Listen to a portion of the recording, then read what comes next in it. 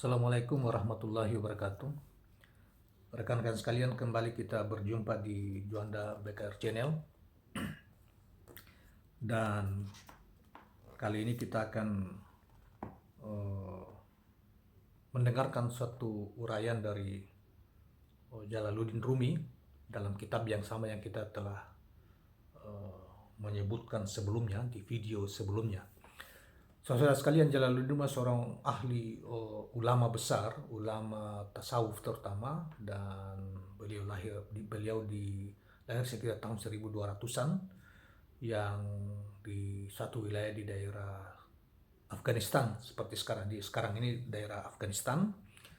Dan juga saya sudah sebutkan dalam video sebelumnya bahwa Jalaluddin Rumi adalah seorang ulama sufi, bahkan melahirkan banyak karya-karya puisi. Di antaranya misalnya adalah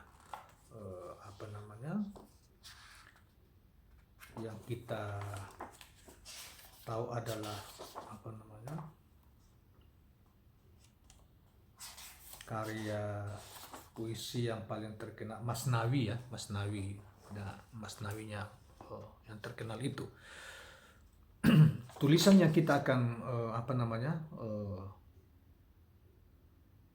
kemukakan dalam video ini adalah kita ambil dari buku yang masih dalam buku yang sama, yaitu dari buku Fihi Ma Fihi, atau dalam judul Inggrisnya itu Things of the Ancient. Dan kemudian kita tahu terjemahan bahasa Indonesia yaitu yang mengenal dirinya, yang mengenal Tuhannya. Saudara sekalian, baiklah kita lanjut dengan tema Tuhan bekerja dengan cara yang misterius di bagian 1 dari buku ini. Nabi Muhammad SAW bersabda, seburuk-buruk ulama adalah ulama yang mengunjungi penguasa, dan sebaik-baik penguasa adalah penguasa yang mengunjungi ulama. Berbahagialah orang-orang penguasa yang berada di depan pintu orang miskin, dan celakalah orang miskin yang berada di depan gerbang penguasa. Sekilas hadis Nabi ini seakan bermakna bahwa tidak layak bagi seorang ulama mengunjungi pemerintah. Perbuatan seperti itu menjadikan seorang ulama menjadi ulama terburuk. Tapi hadis ini tidak bermakna sedemikian dangkal. Makna sebenarnya dari hadis itu adalah bahwa seburuk-buruk ulama adalah ulama yang menerima sokongan dari penguasa. Dia melakukannya karena ingin memperoleh penghidupan dari sang penguasa. Anugerah serta pemberian penghidupan dari seorang penguasa dijadikan sebagai tujuan utama kehidupan dan pencarian ilmunya. Dia ingin agar sang penguasa memberi berbagai hadiah. Dia selalu memuji penguasa dan berkata kepadanya dengan berbagai penghargaan yang tinggi. Semuanya dilakukan agar dia mendapatkan kedudukan yang tinggi ketika menjadi ulama. Dia mempelajari tata cara untuk bisa melepaskan diri dari ketakutan dan kekuatan setiap penguasa. Ulama seperti itu akan membiasakan dirinya dengan berbagai tingkah laku yang akan disukai oleh setiap penguasa. Dalam kehidupan ini mungkin ada ulama yang mengunjungi penguasa dan ada pula penguasa yang mengunjungi ulama. Tapi ulama-ulama buruk itu akan selalu menempatkan dirinya sebagai tamu dan selalu menganggap penguasa sebagai tuan rumah. Pada sisi yang lain, ketika seorang ulama telah mengenakan jubah keilmuannya, dia melakukannya bukan demi seorang penguasa, melainkan pertama dan paling utama karena Tuhan. Ketika seorang ulama berperilaku dan berjalan sepanjang jalur kebenaran, sebagaimana yang semestinya dilakukan oleh seorang ulama, dan tidak berperilaku untuk alasan lain, maka semua orang akan berdiri hormat terhadapnya. Semua orang yang merasa mendapatkan limpahan cahaya yang memantul darinya, baik berupa sadar maupun tidak, Segala perilaku ulama itu selalu diatur oleh nalar dan naluri kebaikan. Dia hanya bisa hidup dalam kebaikan seperti ikan yang hanya dapat hidup di dalam air. Apabila ulama seperti itu pergi ke seorang penguasa, maka dialah yang bertindak sebagai tuan rumah dan penguasa sebagai tamu. Karena sang penguasa akan menerima bantuan darinya dan bergantung padanya. Ulama seperti itu jiwanya merdeka dan tidak terikat pada seorang penguasa. Dia akan selalu melimpahkan cahaya kebaikan bagaikan matahari. Hidupnya semata-mata untuk memberi dan memberkahi.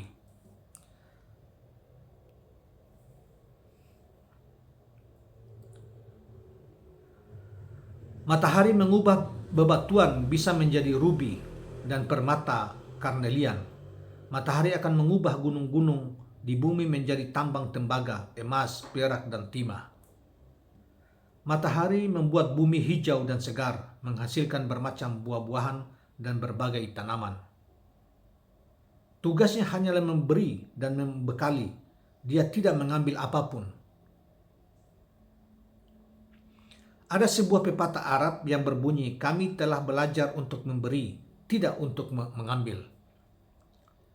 Ulama seperti itu akan selalu menjadi tuan rumah dalam keadaan bagaimanapun, dan penguasa akan selalu menjadi tamu mereka. Suatu ketika aku pernah berhasrat untuk menafsirkan ayat Al-Quran, walaupun ayat tersebut tidak berhubungan dengan pokok perbincangan ini. Bagaimanapun hasrat itu telah datang kepadaku, tentunya kata-katanya kata-kata Rumi ya, aku harus melakukannya. Tuhan berfirman, "Hai Nabi, katakan kepada tawanan-tawananmu bahwa Tuhan mengetahui kebaikan yang ada dalam hatimu. Dia akan memberimu sesuatu yang lebih baik daripada yang telah diambil darimu. Dan dia akan mengampunimu karena Tuhan Maha Pengampun lagi Maha Penyayang." Al-Quran surat 8 ayat 70. Sebab turunnya ayat ini adalah sebagai berikut. Suatu ketika Nabi Muhammad berhasil mengalahkan orang-orang kafir. Banyak orang yang terbunuh dalam peperangan itu. Kaum muslim mendapatkan banyak barang rampasan perang. Nabi memiliki banyak tawanan yang terikat kaki serta tangannya. Salah satu tawanan itu adalah Abbas, paman Nabi sendiri. Sepanjang malam para tawanan itu meratap dalam belenggu mereka dan merintihkan kesengsaraan yang dialaminya, sampai mereka berputus asa dan berhenti berharap. Tak ada lagi yang mereka nantikan kecuali tebasan pedang di batang leher mereka. Nabi mengetahui hal itu, lalu melihat mereka dan tertawa. "Kalian lihat itu." Tentunya kata para tawanan itu berkata, "Dia memiliki kemanusiaan dalam dirinya. Pernyataan bahwa dia bukanlah manusia tidaklah benar. Karena di sini ketika dia melihat kita terikat sebagai tawanannya, dia merasakan kenikmatan yang sangat seperti manusia lain, bergembira dalam sukacita apabila telah menaklukkan musuh-musuhnya dan melihat mereka terkalahkan." Tapi Nabi Muhammad mampu membaca pikiran mereka dan berkata, "Tidak, aku tertawa bukan karena melihat musuhku terkalahkan atau karena aku gembira melihat kalian kalah. Aku tertawa karena dengan mata batinku aku melihat diriku sendiri memaksa menarik dengan rantai dan belenggu sekelompok orang keluar dari api pembakaran dan asap hitam neraka ke dalam taman abadi surga yang amat menyenangkan. Mereka merintih dan menyesal, lalu berkata, "Kenapa engkau mengeluarkan kami dari tempat celaka ini ke dalam lindungan dan membawa kami ke taman yang dipenuhi bunga mawar?" Nabi menjawab, "Karena itulah aku tertawa. Aku tertawa karena kalian masih juga tidak memiliki daya daya pandang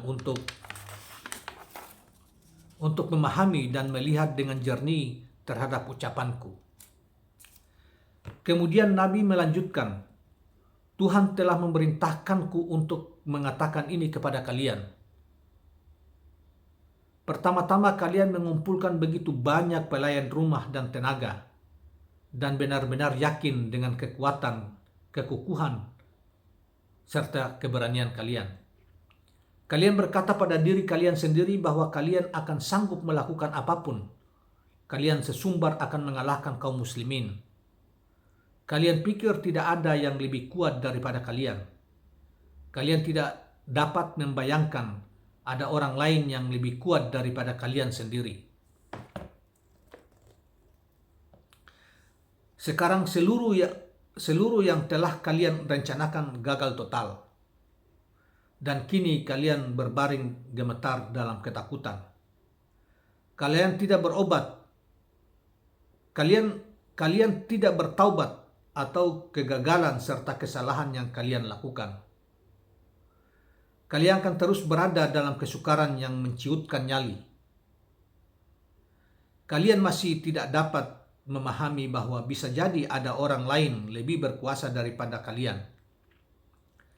Maka suatu keniscayaan ketika kini kalian melihatku memiliki kekuatan serta kuasa, dan diri kalian mungkin akan menjadi sasaran dari kutukanku. Tapi janganlah berputus asa atas apa yang aku lakukan, karena aku mampu untuk mengeluarkan kalian dari ketakutan ini dan membimbing kalian pada keselamatan. Dia yang maha kuasa mampu untuk menciptakan seekor sapi hitam dari seekor sapi putih, dan mampu untuk menciptakan seekor sapi putih dari seekor sapi hitam. Dia menciptakan malam untuk menggantikan siang, dan dia menciptakan siang untuk menggantikan malam. Al-Quran surat ke-35 ayat 13.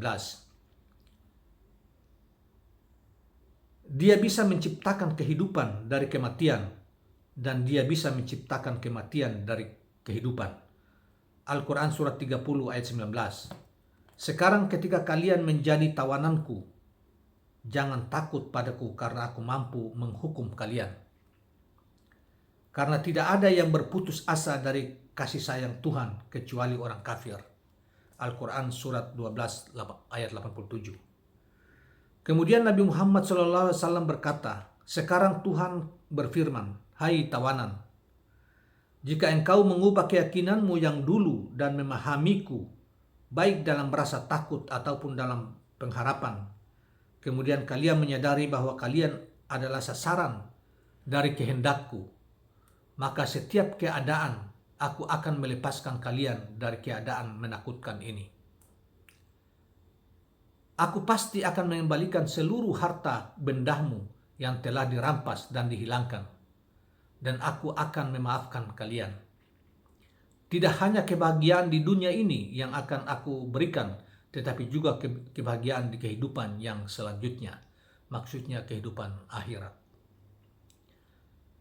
Aku bertobat, kata Abbas yang waktu itu Abbas adalah seorang yang masih kafir yang kemudian bergabung dengan kelompok yang ditawan dalam perang itu. Abbas adalah seorang, seperti tadi awal sudah dibacakan bahwa Ibnu Abbas adalah seorang paman Rasulullah, berkata, aku bertobat. Abbas berkata, aku berpaling dari keyakinanku yang lalu. Tuhan membutuhkan bukti dari, kata Nabi, Tuhan membutuhkan bukti dari pengakuan yang engkau buat.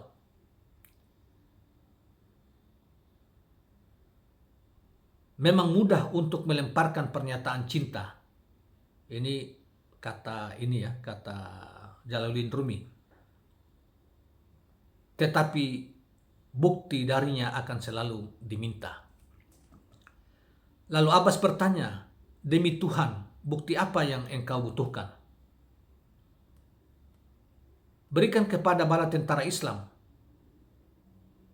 Jawab Nabi Muhammad, seluruh kekayaan yang masih engkau tinggalkan, apabila engkau memang benar-benar seorang muslim dan berharap baik pada agama dan masyarakat Islam, Berikan hartamu sehingga bala tentara Islam akan menjadi lebih kuat. Wahai Rasulullah, jawab Abbas, harta mana lagi yang masih aku miliki? Sedangkan segala yang aku miliki sudah terampas. Aku tak lagi memiliki apa-apa, hanya tikar jerami tua yang tertinggal atas namaku. Lihat, kata Nabi Muhammad SAW, engkau masih belum berbudi. Engkau belum berpaling dari keyakinanmu yang dulu. Biarkan aku katakan kepadamu berapa banyak kekayaan yang engkau miliki. Di mana engkau menyembunyikannya, kepada siapa engkau mempercayakannya, dan di mana engkau memendamkannya. Jawab Ibnu Abbas, oh tidak, teriak Ibnu Abbas. Apakah engkau tidak mempercayakan sejumlah harta kepada ibundamu? Tidakkah engkau memendam sejumlah lain di bawah dinding dan menetapkan bahwa apabila engkau kembali, dia akan mengembalikannya kepadamu. Dan apabila engkau tidak kembali hidup-hidup, dia akan menggunakannya untuk membeli barang tertentu. Engkau juga memberikan sejumlah besar hartamu kepada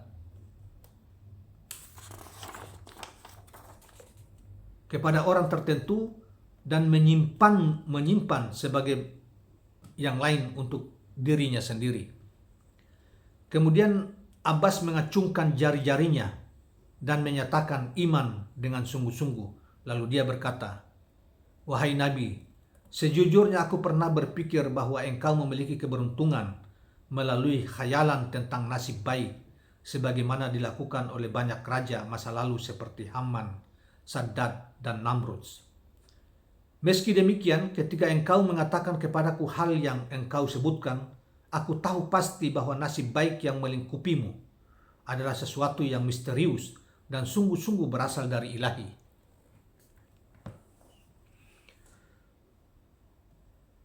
Engkau berkata benar, kata Nabi Muhammad SAW. Saat ini aku mendengar lingkaran keraguan yang melingkupimu telah berderak patah dalam hatimu. Bunyi patahannya mencapai telingaku, lenyap pada kedalaman jiwaku. Kapanpun lingkaran keraguan, penyembahan berhala, atau kekafiran seseorang terderak patah, aku mampu mendengar bunyi pecahannya dengan telinga batinku. Telinga jiwaku, sekarang engkau telah benar-benar menjadi orang yang berbudi dan menyatakan iman dengan segala kesungguhanmu. Saudara sekalian, kata Rumi, semua itu aku katakan kepada Purwana. Aku berkata kepadanya, engkau yang telah menjadi penghulu umat Islam, pernah berkata, aku telah mengorbankan diriku, kecerdasanku, serta seluruh kuasa pertimbangan dan penilaianku. Semuanya kulakukan demi melanjutkan keberadaan Islam dan menyebarkannya. Tapi sejak engkau menyandarkan keyakinan pada dirimu dan tidak berpaling pada Tuhan untuk menyadari bahwa apapun berasal darinya, maka Tuhan menjadikan usaha keras kalian menjadi sebab kemunduran Islam. Engkau telah menyatukan diri kalian dengan kaum Tartar. Engkau bantu mereka untuk meruntuhkan kaum Syria dan Mesir, kemudian membiarkan kerajaan Islam dalam kehancuran. Hal yang nyata-nyata telah menjadi sebab ekspansi Islam justru telah pula menjadi sebab bagi kemundurannya. Maka dalam keadaan yang amat menakutkan ini, kembalilah kepada Tuhan. Berikanlah sedekah agar dia melindungi engkau dari keadaan jahat yang menakutkan. Janganlah berputus asa dari dia, bahkan apabila dia melemparkan engkau dari ketaatan ke dalam pembangkangan. Karena engkau selalu berpikir bahwa kepatuhanmu ada di dalam dirimu. Jangan berputus asa, tetapi kembalilah kepada Tuhan dengan segala kerendahan hati. Karena Dia Maha Kuasa, sungguh Dia mampu untuk mengubah kepatuhan menjadi pembangkangan. Dia juga mampu untuk mengubah pembangkangan menjadi kepatuhan, dan Dia akan memberi kalian pengampunan. Dia mampu menyediakan kalian jalan dan peralatan untuk berjuang dengan keras sekali lagi demi pengembangan Islam. Janganlah berputus asa, karena tidak ada yang berputus asa dari kasih sayang Tuhan kecuali orang-orang kafir. Al-Quran surat 12 ayat 87. Saudaraku, selanjutnya diuraikan oleh Jalaluddin Rumi. Tujuanku adalah membuatnya bisa memahami, memberinya sedekah, dan merendahkan diri sendiri di hadapan Tuhan. Karena dari keadaan paling terpuji, dia bisa merubah keadaan yang paling hina.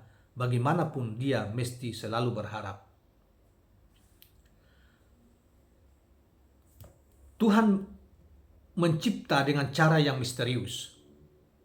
Sebuah benda barangkali terlihat baik jika dilihat dari luar, tetapi mungkin di dalamnya terdapat kejahatan. Jangan sampai seorang pun terperdaya oleh rasa bangga, kebanggaan yang selalu menganggap bahwa dia telah menyerap suatu gagasan yang baik ataupun telah melakukan amal baik.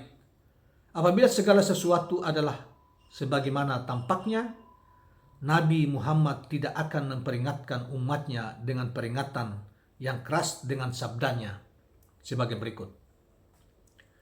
Tunjukkan kepadaku suatu hal sebagaimana adanya. Engkau membuat sesuatu hal menjadi tampak indah padahal kenyataannya buruk. Engkau membuat suatu hal tampak buruk padahal di dalam kenyataannya indah. Maka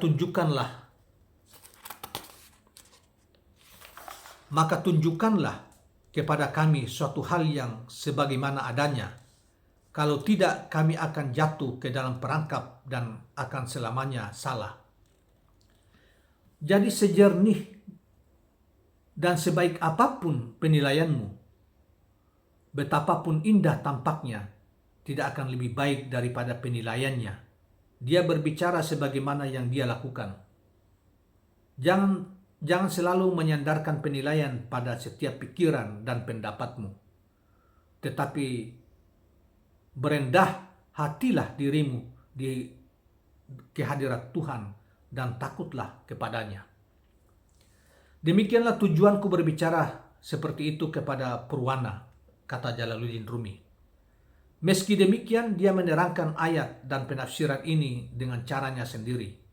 Dia berkata, pada saat ini apabila kita hendak menggerakkan pasukan, janganlah menyandarkan kekuatan hanya kepada mereka. Bahkan apabila terkalahkan, kita mesti tidak berputus asa untuk tetap mengharapkan rahmat Tuhan yang Maha Agung.